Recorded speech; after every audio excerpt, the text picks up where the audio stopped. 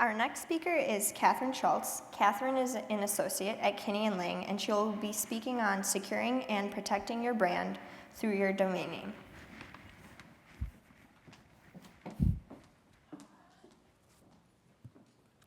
Hi, good afternoon. Thanks for all who made it to this point of the day despite the nice weather outside. As Katie said, my name is Catherine Shultz, and I'll be talking, not that way. I will be talking about securing and protecting your brand through your domain name. So let's start with the basics. Domain names function to serve as an easily memorable path to an internet resource. A domain name is a substitute for the unique internet protocol or IP address assigned to the source computer of a website, which enables internet users access to the online resources. Domains can serve as a commercial advertisement or indication of source for a product or service. And because of this, there's generally a few factors that people look for when they are choosing their domain name. You want it associated with you and your products or services, which generally makes it easier for your customers to find you. And then you want it to be memorable so that people can remember it and come back to buy or complete a purchase. So because of this, a lot of people when choosing a domain name generally look to their trademarks. Two such examples of this are the trademark Betty Crocker is used for the Betty Crocker website, and then other companies look for their popular products, such as www.crocs.com. So you're interested in setting up a business, you got your products all ready to go, they're branded, you got your trademark registered, but there's one problem that businesses run into when they do things in this order. The difference between registering a trademark and registering a domain name is quite a bit. Trademarks work to identify the source of one's goods or services and distinguish that source from others. However, trademark rights are geographic, usually national or regional. There is not an international registry or set of standard rights and remedies, and registering your mark in one jurisdiction does not give you rights in another. Contrast that with domain names, which are registered on a first-come, first-served basis, and obviously operate internationally. You're accessing the same www.kinney.com, whether you're doing it from the United States or for example, Brazil. So how does this play out practically? We're going to do a little case study throughout this talk.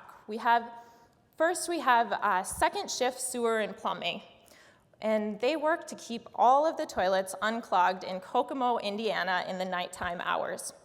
They've been open since March of 2012, and they had some very creative employees that came up with their trademark slogan, "Call someone who gives a shift."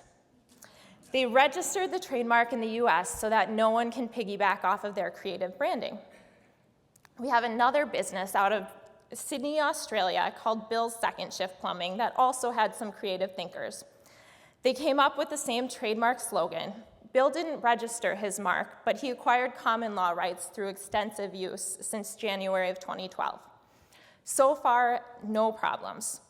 Two geographically distinct businesses having the same trademark for the same services in different locations. But the time comes when Bill decides he needs a website, and he goes to try and register his trademark as his domain name, www.callsomeonewhogivesashift.com. He finds out that Second Shift had already registered the domain name, and all of a sudden it becomes a problem that two geographically distinct companies have the same mark. And you can't split or share a website, so what can Bill do? Well, we're going to take a little step back before examining Bill's specific situation. Trademark owners are only afforded limited protection in the context of domain names due to the first-come, first-served basis of their registration. The two options for seeking to transfer an already registered domain name are litigation through state and federal courts or procedures under the Uniform Domain Name Dispute Resolution Policy, also known as the UDRP. A third option related only to the new generic top-level domains is the Uniform Rapid Suspension System, which allows you to suspend a domain name but not transfer it. As state and national laws vary so much, I'm going to focus this presentation on UDRP and URS procedures. Another reason for this is because the cost and efficiency of these procedures make it a better option in most situations. The UDRP is run by a nonprofit organization called the Internet Corporation for Assigned Names and Numbers, otherwise known as ICANN.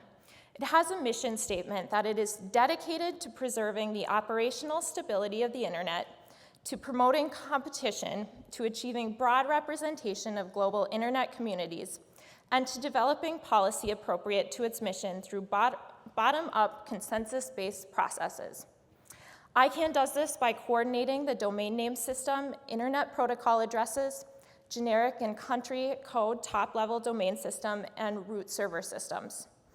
It also provides the structure through which registrants and third parties can solve domain name disputes. To be clear, ICANN focuses on domain name disputes and does not see its mission as inclusive of trademark rights and claims, and thus states that most types of trademark-based domain name disputes must be resolved by agreement, court action, or arbitration before a registrar will cancel, suspend, or transfer the domain name. With this caveat in mind, ICANN developed a uniform domain name dispute resolution structure to facilitate the administrative resolution of the domain name disputes. Since October of 1999, ICANN has promulgated the Uniform Domain Name Dispute Resolution Policy to resolve domain name disputes for all .com, .net, and .org domain names. When a domain name is registered with an ICANN accredited registrar, the registrant confirms that registering the domain name will not infringe upon or otherwise violate the rights of any third party. They also agree to UDRP terms if a third party asserts a claim arising from an alleged abusive registration. Participation in the domain name dispute process under the UDRP is mandatory for any registrant. So an interesting thing about this process is that ICANN does not actually resolve the disputes. Disputes under the UDRP are submitted to ICANN-approved service providers. The service providers go through a screening process and hire their own panelists who adjudicate the proceedings when a complaint is filed. The panelists are generally recruited or accepted based on prior bench or trademark experience. When bringing a complaint, you're able to pick which of the service providers you want to use, as well as decide whether to use 1 or 3 panelists. If a complainant files a complaint and they only pick 1 panelist, the respondent is able to pay extra fees and pick 3 panelists. In the case of a 3-panelist panel, each party gets to nominate one of the panelists. The proceedings are all through written submissions and tend to have an efficient resolution, averaging completion within about 60 days. The claim that can be brought with these service providers is a claim for domain name hijacking. As I mentioned before, the role of the service providers is defined narrowly to adjudicate domain name disputes, not competing trademark claims. What can typically happen in a lot of these cases is a party buys a domain name knowing another company will want it. They pay about $10 a year to register the domain name and then turn around and attempt to sell it back to the trademark holder at an inflated price. So the requirements to prove domain name hijacking are proving trademark rights in the mark, proving that the domain name is confusingly similar to the trademark, proving that the respondent does not have rights or a legitimate interest in the domain name, and finally proving that the domain name was registered and is being used in bad faith.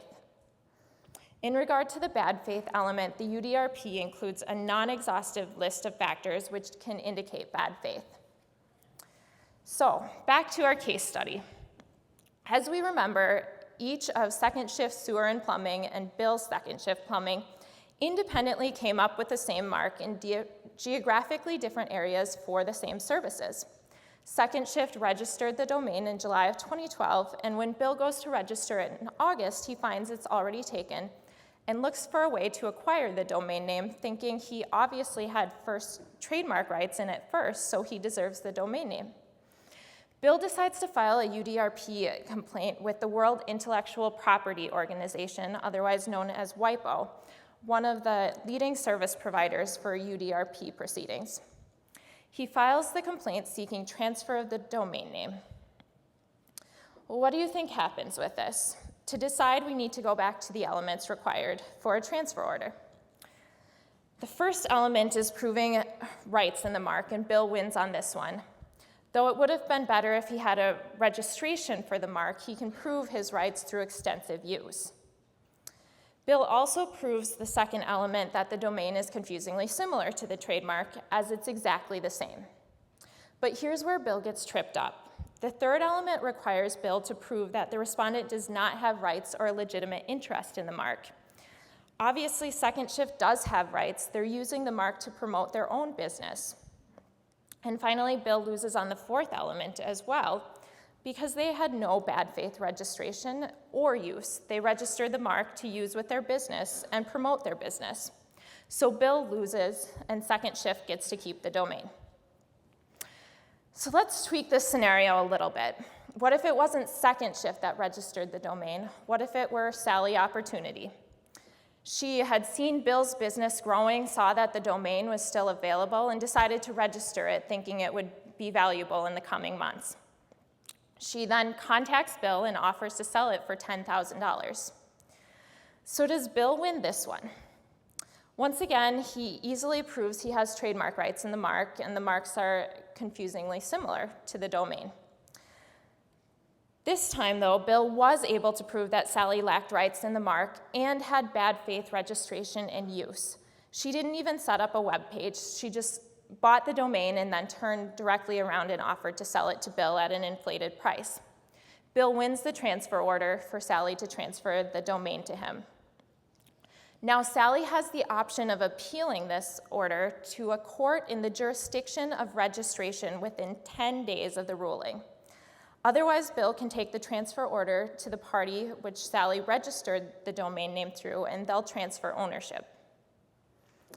So we're going to change this a little bit one more time. Instead of just offering the domain for sale, Sally first sets up a landing page with pay-per-click advertising for nighttime janitor services before she offers to sell it for Bill for $10,000. Well, what happens in this scenario? Once again, Bill easily proves rights in the mark and that it's confusingly similar. But this time, even though Sally's inflated offer may prove bad faith registration, Sally's setup of a pay-per-click page for nighttime janitor services at the domain gives her a legitimate interest in the page and thus defeats Bill's claim for transfer. Now, it's important to note that the pay-per-click links don't always give a legitimate interest. The pay-per-click links must not be relying on the trademark value, and in this case, because they were related to nighttime janitor services, not nighttime plumbing service, which the trademark was associated with, they weren't capitalizing on the trademark value, and thus the pay-per-click landing page was a legitimate use.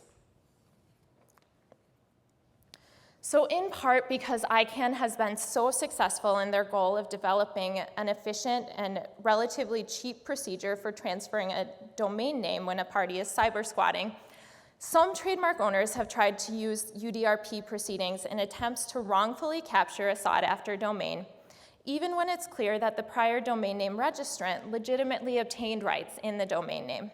This is called reverse domain name hijacking. It's defined in the UDRP as a bad faith attempt to deprive a registered domain name holder of a domain name. Paragraph 15E of the UDRP lays out the groundwork for making a reverse domain name hijacking finding, stating that if after considering the submissions, the panel finds the complaint was brought in bad faith or was brought primarily to harass the domain name holder, the panel shall declare that the complaint was brought in bad faith and constitutes an abuse of the administrative proceedings. Typically, the domain name is identical or similar to the reverse domain name hijacker's trademark, though this is not always the case. A finding of reverse domain name hijacking can be requested by the respondent or can be found by the panel on its own initiative. It's important to note that a finding of reverse domain name hijacking does not come with monetary sanctions. It is only a type of public shaming, as all decisions are published and freely available to the public. There aren't any clear rules on when a finding of reverse domain name hijacking is appropriate, so it can vary highly from service provider to service provider and even panelist to panelist. The standards have seemed to evolve over the years since the UDRP proceedings were instituted, with very few findings of reverse domain name hijacking in the early years, but the numbers have upticked as panelists have become more comfortable with making these findings. Some factors that have been used in recent years to make a finding of reverse domain name hijacking are the claimant's ability to prove all the factors required in the case, the actions of the claimant both before and during proceedings. For example, if the claimant harassed the domain name holder prior to or during the proceedings, if the claimant appeared to have been dishonest with the panel, if the claimant knew of the website's existence for a long period before bringing the claim, if the respondent had informed the claimant why the UDRP transfer request would fail, but the claimant decided to file anyway, and sometimes even whether the claimant was represented by counsel is cited as a factor in making a reverse domain name hijacking finding. So I'm going to go through an example case with you of this. In the case of Jessica Perkins and James Perkins versus Chris Phillips, the Perkins wanted the domain name mamamai.com. Jessica wanted to set up an online store to sell children's products through it. However, Phillips had previously purchased the domain name in February of 2009. So the Perkins contacted Phillips and tried to buy the domain name from him. They went through a number of negotiations and quite a few times, I guess, got very close to a deal, and each time Phillips would back out at the last minute. So after this frustrating turn of events, the Perkins decided to take a different approach to obtaining the domain name. They filed for a trademark of Mama May I, and immediately upon registration of the mark, they filed a UDRP complaint. So this turn of events resulted in a finding of reverse domain name hijacking by the Perkins for a number of reasons. The Perkins filed the complaint despite the fact that the registration of their Mama May I mark postdated the domain name registration, which is on its face an indication that the UDRP claim is frivolous. In addition, they were less than honest with the panel about their prior dealings with Phillips and other aspects of the case. The Perkins' attempts to purchase the domain name from Phillips also indicated that they recognized that Phillips was a legitimate domain name holder. So for all of these reasons, the panel found that this was an attempt at reverse domain name hijacking. It's important to remember that if the trademark owner or domain name registrant is unsatisfied with the outcome, or if the domain name registrant did not participate in the proceedings, he or she may file for relief in the United States under the Anti-Cybersquatting Consumer Protection Act, assuming it and other traditional jurisdictional requirements are satisfied. The panel's finding has no preclusive effects, and the court does not give the panel's finding any deference. This can open the door to reversing a transfer order and the possibility of monetary sanctions in cases of reverse domain name hijacking. So now that we've gone through the UDRP procedures for securing and protecting your brand through your domain names, there's a few new mechanisms available for protecting your brands. The first is the Uniform Rapid Suspension System, which is an add-on policy to the UDRP that will apply to the 1,400 new generic top-level domains launching in 2013. It aims to be quicker and faster than current UDRP proceedings, allowing only 14 days for a response after a complaint is filed. The URS system differs from the UDRP system in that it only allows for a suspension of domain names for the remainder of the period of registration, not a transfer order to the claimant. The requirements for suspension are the same as that for transfer under the UDRP. Claimants with the new generic top-level domains have the option of filing either a URS proceeding for suspension or with the old system under the UDRP for a transfer order. Currently, one of the leading UDRP service providers, the National Arbitration Forum, has been approved as a service provider for URS, and there's a speculated fee of about $500 for this proceeding. In developing this new system, there was clearly seen a need to develop teeth to disincentivize potential reverse domain name hijackers. So the URS incorporated a two-strike rule, where if you're found to have attempted reverse domain name hijacking a third time, you are no longer allowed to use the URS procedures. URS proceedings also incorporate an internal appeals procedure, so then you don't have to go to outside courts to reverse a ruling that you find clearly wrong. So, if we just quickly go back to our example and change the facts a bit. This time, Sally Opportunity registered www.whogivesashift.plumbing, one of the new generic top-level domains, for a period of 2 years. Sally set up a pay-per-click site directing to plumbing businesses, and at one point even had a link to Bill's own website, www.whogivesashift.com. Again, she offers to sell the domain name to Bill. And because this case deals with one of the new generic top-level domain, Bill has the option to either file a complaint for suspension under the URS system or file for a transfer of the domain under the UDRP system. Bill decides he doesn't really need the domain name himself. He's just upset that people are being confused by it, and he wants it to be taken down faster. So he files for suspension under the URS system. So, does Bill win this one? First of all, he easily proves that he has trademark rights in the mark and confusing similarity as before. And this time, the pay-per-click landing page does not work for Sally because she is clearly cashing in on Bill's trademark.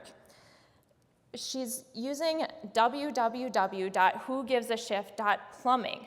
It's clearly related to the plumbing services which Bill has been building up his brand around.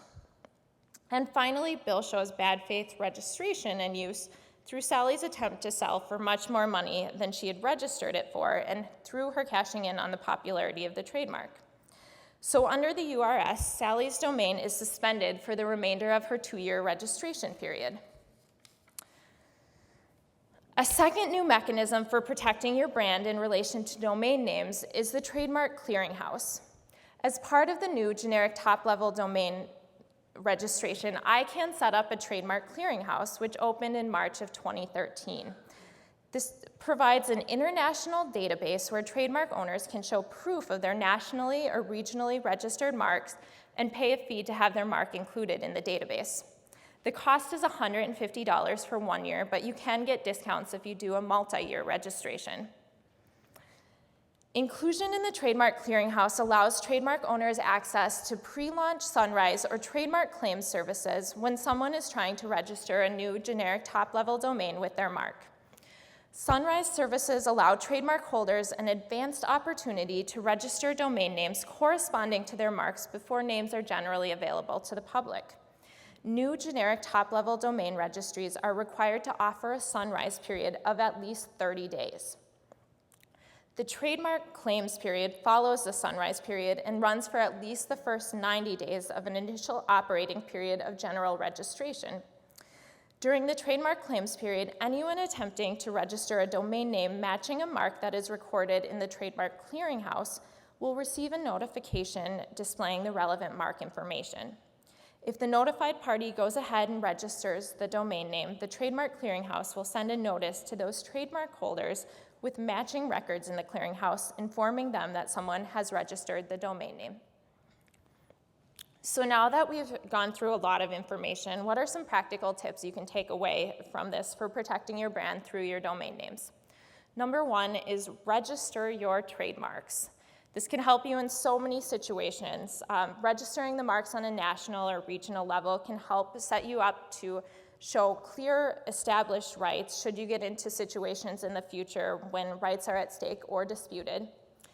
This also allows registration in the Trademark Clearinghouse, paving the way to protecting your brand under the rollout of the new generic top-level domains. Secondly, it is extremely essential to know your options when dealing with cases of domain name hijacking, whether it's through UDRP proceedings, litigation in the courts, or the Uniform Rapid Suspension System. And there's a few things you can also do when encountering situations under the UDRP to protect your brand and your clients. If you're the victim of of domain name hijacking, it's important to move quickly for protecting your brand, your trademark, and your ability to be successful in a UDRP proceeding. Though past decisions are not officially binding, there's a good website which shows WIPO panel decisions on selected UDRP questions, helping you figure out where you will fall on certain issues. And should a proceeding be decided in a way that is clearly wrong and unfavorable to you and your client, be aware of the options to appeal a decision to courts and the strict timeline with which to do that. Conversely, if you find yourself at the other end of a situation where someone is overreaching and you believe you are the victim of a reverse domain name hijacking attempt, there's a few practice tips that you can take for that. At the most basic level, it's essential for the domain name registrant to keep the entire situation well documented. If someone contacts you prior to commencing a UDRP proceeding, you need to put them on express notice of all the facts that point to the weaknesses of their claim and inform them that any further attempts to prosecute will be reverse domain name hijacking.